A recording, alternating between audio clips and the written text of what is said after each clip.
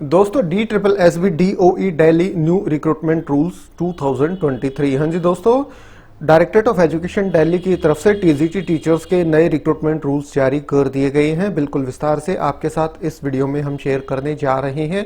आप वीडियो को शुरू से लेकर आखिर तक जरूर से जरूर देखिएगा और ऑल ओवर इंडिया लेवल से टीचर्स रिक्रूटमेंट से जुड़ी लेटेस्ट अपडेट सबसे पहले पाने के लिए हमारे इस यूट्यूब चैनल को जरूर से जरूर सब्सक्राइब कर ले। तो ठीक है दोस्तों, शुरू करते हैं आज का अपना ये वीडियो। ये देखिए दोस्तों, दिल्ली राजपत्र दिल्ली गजट असाधारण गजट नोटिफिकेशन पे डेट है 28 जून 2023। Government of national capital territory of Delhi, राष्ट्रीय राजधानी राज्य क्षेत्र दिल्ली सरकार शिक्षा निदेशालय की तरफ से ये जारी कर दिया गया है। तो यहाँ आप देखेंगे तो टीजीटी के अलग अलग सब्जेक्ट से जुड़े हुए नए रिक्रूटमेंट रूल्स जारी कर दिए गए हैं। ये हिंदी भाषा में भी है और इसी के नीचे इंग्लिश में भी है। तो हम इंग्लिश वाला देख लेते हैं, समझने में ज़्यादा आसानी हो जाएगी। ये देखिए, directorate of education E3 branch की तरफ से गजट नोटिफिकेशन आ गया है निकल के। तो यहाँ आप देखेंगे power to relax where the government is of opinion that if necessary or expedient so to do it may by order for reasons to be recorded in writing and in consultation with UPSC may relax any of the provisions of these rules with respect of any class or category of persons। तो दोस्तों relaxation दिया जा सकता है अगर सरकार चाहे तो।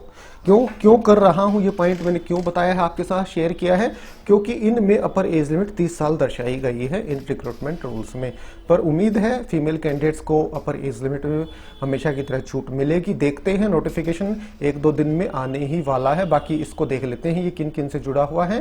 TGT English, TGT math, TGT social science, physical science और नेचुरल साइंस से जुड़े हुए ये रिक्रूटमेंट रूल्स हैं। कुल पदों की संख्या इस कैडर में 24,939 है 2019 के अकॉर्डिंग। जनरल सेंट्रल सर्विस है, non ministerial non gazetted group B की पोस्ट है। पे लेवल 7 44,900 से 1,42,400। Age limit for direct recruitment not exceeding 30 year, मतलब 30 साल से ज्यादा नहीं होनी चाहिए। गवर्नमेंट सर्वेंट्स को अपर एज लिमिट में 5 साल की छूट दी जाएगी। बाकी दोस्तों जो छूट मिलेगी कैटेगरी के अकॉर्डिंग वो भी दी जाएगी, वो यहाँ नहीं दर्शाई गई है। जो भी रूल रेगुलेशन है उसके अकॉर्डिंग कैटेगरी के अनुसार अपर एज लिमिट में छूट दी जाएगी। आप ये ध्यान रखिएगा, जो ये 30 साल है ये अनरिजर्व्ड कैटेगरी के लिए है। बाकी और भी छूट अगर सरकार देना चाहे तो दे सकती है। ऊपर साफ साफ लिखा हुआ है पावर टू रिलैक्स में, मैंने पढ़ के आपको दिखा दिया है वो। Educational and other qualification, essential qualification, bachelors degree concern subject में आपके पास होनी चाहिए कम से कम 50% अंकों के साथ, और masters degree in concern subject from a recognised university institute with at least 50% marks in either bachelors degree और मास्टर्स डिग्री। तो दोस्तों अगर आपने ग्रेजुएशन कर रखी है 50% अंकों के साथ तो आप सीधा सीधा एलिजिबल हो जाते हैं। और मान लीजिए आपने ग्रेजुएशन कर रखी है पर आपके 50% अंक नहीं है, पर उसी सब्जेक्ट में आपने मास्टर्स डिग्री भी कर रखी है, उसमें आपके 50% अंक है, तो भी आप एलिजिबल हो जाते हैं, आवेदन कर सकते हैं। या फिर इंटीग्रेटेड 4 साल का जो कोर्स कराया जाता है NCERT के द्वारा, BEIED या BSc BEd या BA BEd, वो आपने कर रखा है तो भी आप इनके लिए एलिजिबल हैं।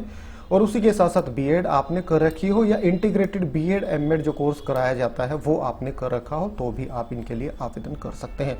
No separate BEd MAd is required in case of 4-year integrated course of BEIED BSc BEd BA BEd, और उसी के साथ साथ आपका CTET क्लियर होना भी आवश्यक है। आगे देखिए, candidates applying for TGT natural science physical science should have studied at least one of the following subject. तो सब्जेक्ट कॉम्बिनेशन दिया गया है टीजीटी साइंस के लिए। अगर आप आवेदन करते हैं तो ये सब्जेक्ट कॉम्बिनेशन है आपका physics, chemistry, biology, botany, zoology, anthropology, life science, electronics, biotechnology, biochemistry, biomedical science, molecular cell biology, microbiology, applied science and geology. Candidate applying For the TGT social science should have studied at least one of the following social science subject। इनमें से कोई एक subject social science का आपने जरूर से जरूर पढ़ रखा हो, जिसमें आते हैं history, political science, geography, economics, sociology, business studies या स्टैटिस्टिक्स। तो ये ध्यान रखिएगा, सब्जेक्ट कॉम्बिनेशन भी आपको बता दिया गया है। Candidate applying for TGT Mathematics should have studied mathematics as a subject. Candidate applying for TGT English should have studied English as a subject। तो ये आप ध्यान रखिएगा। Whether age and educational qualification as prescribed for direct recruitment will be apply in case of promotees, no educational qualification yes.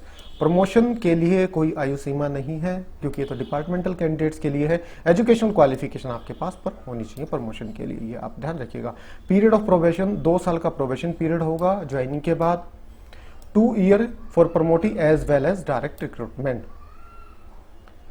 Promotion के माध्यम से 20% पद भरे जाएंगे टीजीटी टीचर्स के, जिन सब्जेक्ट की यहाँ बात हो रही है। डायरेक्ट रिक्रूटमेंट के माध्यम से 80% पद भरे जाएंगे। प्रमोशन के भी टर्म्स एंड कंडीशंस यहाँ दिए गए हैं। तो प्रमोशन के अपने काम के तो हैं नहीं, जो अभी कार्य कर रहे हैं डायरेक्टरेट ऑफ एजुकेशन में, तो वो पढ़ सकते हैं अगर उन्हें प्रमोशन लेना है। तो ये भी डिपार्टमेंटल कैंडिडेट से जुड़ा हुआ है। तो ये देख लीजिएगा दोस्तों, ये रिक्रूटमेंट रूल्स जारी कर दिए गए हैं डायरेक्टरेट ऑफ एजुकेशन दिल्ली की तरफ से।